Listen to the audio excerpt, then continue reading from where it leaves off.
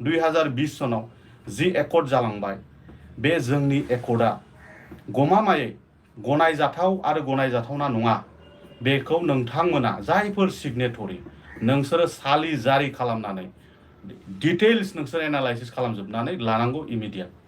दायो नोंथांमोना बे भिडिअनि गेजेरजोंहाय मिथिखाबाय जानांगौ नङा होमबा लोगोफोर दिनैहाय जोंहा बिटिआर एकर्डनि सायाव नैबे जोंहा सासे हाइकर्टनि बड' उकिल बिमल चन्द्र मुसाहारि बे बिथाङा दिनैहाय गुवारै बुंना होदों नङा होमबा लोगोफोर ससेब्लाबो। दा बेवहाय नोंथांमोना नुबाय जानांगौ जोंनि रायजो राजा बा पाब्लिक बयबो नङा होमबा लोगोफोर।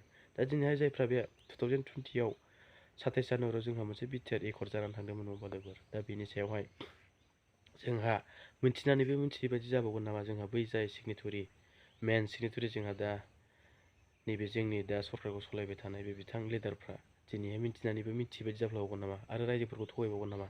दिनै थुन्न' दिनैहाय जोंहा नैबे बिमल चन्द्र मुसाहारिया बे बिथाङा जोंहा बुंना होखाबाय दिनैहाय जोंहा बिटिसिखौसो जोंहा बासायनो नांगौ। दायो दिनैहाय जोंहा बे बिटिसिखौ बासायनो गोसो दंना गैया। बिटिसिखौ बासायनो गोसोब्ला दिनैहाय ज' खौसेयै खामानि मावदो आरो मावाब्ला दिनैहाय जोंहा बिटिसिखौ बासायनो हानाय जेबो पावार गैला। दा बेखौ जोंहा मोनथिखाबाय जानांगौ नैबे भिडिअनि गेजेरजोंहाय। दायो जाय सिगनेटरि बे बिथांमोना दिनैहाय मोजाङै मोजां बुजिनाया गाहामसै। दिनै बेवहाय रायजो राजाखौ थगायबाय थानानै राजनितिकआवल' गोदो हाबनानै दिनैहाय बेफोरबायदि पावार देखायबाय थानानैल' जाया। दिनैहाय जोंहा जाय मिथिग्रा जाय बुजिग्रा दिनैहाय मिथिनानैहाय गासिबो थब्लं थन्न' खोथाफोरखौ जोंहा दिनै बुंगासिनो। बुंसेयावबो दिनै जुदि मेगन खाना जाफ्लानानै जुदि बेफोरबायदि जायोब्ला बा रायजो राजाखौ थगायबावोब्ला दिनैहाय जोंनि बिटिसिखौ मालाबा जोङो बासायनो हानाय नंला। दा बे खोथाखौ जोंहा रोखा बुंना होखाबाय जोंहा बिमल चन्द्र मुसाहारिया। दा दिनैहाय जोंहा मानगोनां बिटिआरनि चिफ प्रमद बर' बे बिथाङा दिनैहाय जोंहा सालायगासिनो बिटिआर। दा जोंहा बेखौहाय सलायनानैबो दिनैहाय बुजिदोंना बुजियाखै गावदि सासे सिगनेटरि बिटिआरनि। दा बेवहाय बुजिनानैबो जुदि दिनैहाय मेगन खाना जाफ्लानानै रायजो राजाखौ आरो थगायनानैहाय पावाराव गादियाव जिरायनानैहाय दिनैहाय रायजो राजाखौ मा खालामनो सानदों बे मोनसे सोंथि जानानै फैदों लोगोफोर नङा होमबा। बेनिखायनो जों रायजो राजाफ्रा खौसे जानांसिगोन आरो खौसे जानानै दिनैहाय जोङो दिनै बे बिटिआर एकर्डनि सायाव सालिजारि खालामनायनि सम जाबाय बा आरो जोंहा बिटिसिखौ बासायनायनि सम जाबाय। दिनैहाय बेवहाय जोंहा बिटिआरनि चिफ प्रमद बर' आरो जोंहा इउपिपिएलनि गोबांथार लिडारफोर दा रुलिं पार्टियाव थानाय बे बिथांमोननि जोंहा बुंनायाव रावबो दा गोजावसै। दिनैहाय जोंहा बिटिसिखौ बासायनायनि सम जाबाय।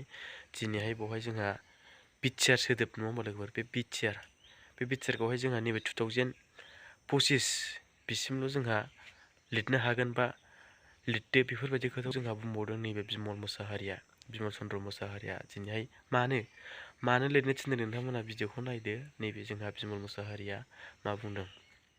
बिमल चन्द्र मुसाहारिनि नैबे बुंनायखौ नुब्लानो बुजिगोन नोंथांमोना। आरो 2025 मायथाइनि 27 जानुवारिसिमाव नोंथांमोननि बे एकर्डआ इमप्लिमेन्टेसन जानायनि बाथ्रा बा बिनि उननि बाथ्राया गोजान बाथ्रा। बेफोरो जिहेतु बे एकर्डखौ गनायजाथाव नंगौना नङा जोंनि नोजोराव खुनु गनायजाथाव एकर्डआनो नङा। गनायजाथाव एकर्डआनो नङा। बे थगायजानाय एकर्ड, बर'फोरखौ थगायनाय एकर्ड बियो। बर' रायजो राजाफोरखौ रायजो राजानि गावनि जिउ दान होनानै बलिदान होनानै मोननाय जि बिटिसि बेखौसो बासायनांगौनि गुबै सम फैबाय। दिनै लाबाय थायो राइटिं पेडआव नुयो माबा गभर्नमेन्ट पेडआव नुयो जे बिटिआर बेखौ 27 जानुवारि 2025सिमल' लिरनाया मोजां। आं खावलायो, गुरै खावलायो। मानो खावलायो नोंथांमोना बुजिनानै लानांगौ। बेखौ आं खावलायदों 27 जानुवारि 2025 मायथाइसिम जोबथा जानांगौ बे बिटिआरखौ नङा बिटिएडिखौ लिरफिननांगौ। बेनो जोंनि गेजेट नटिफिकेसनाव दंखायो, रोखा लिरनाय दङ। बेखौ रिनेम खालामनांगौआ एमेन्डमेन्ट खालामग्रोनांगोन। आरो आं मोनसे बाथ्राखौ खावलायगोन दिनै रायजो राजाफोरखौ, जों साग्रिद जानांगोन। बिथांमोनखौ मेगन नुहोथारनांगोन। खोनानानैबो खोनायाखै, नुनानैबो नुवाखै, नंगौआबो नङा। बेबायदि गोबां मानि थाखाय अनलि मानि पावारनि थाखाय जोंनो पजिशन एन्ड पावारनि थाखायल' जोङो गावनि फाइनान्सियेल बेनिफिटनि थाखायल' जोङो दा बे बाथ्राफोरखौ जोङो बुजिनानैबो बुजिनो रोङै जाफ्लानाय। जेरै माबोरै बुजिनो रोङै जाफ्लाखो सनितपुर डिस्ट्रिक्ट बिश्वनाथ डिस्ट्रिक्टनि माखासे गामियालायनो बिटिसिआव सोनाय जाबाय।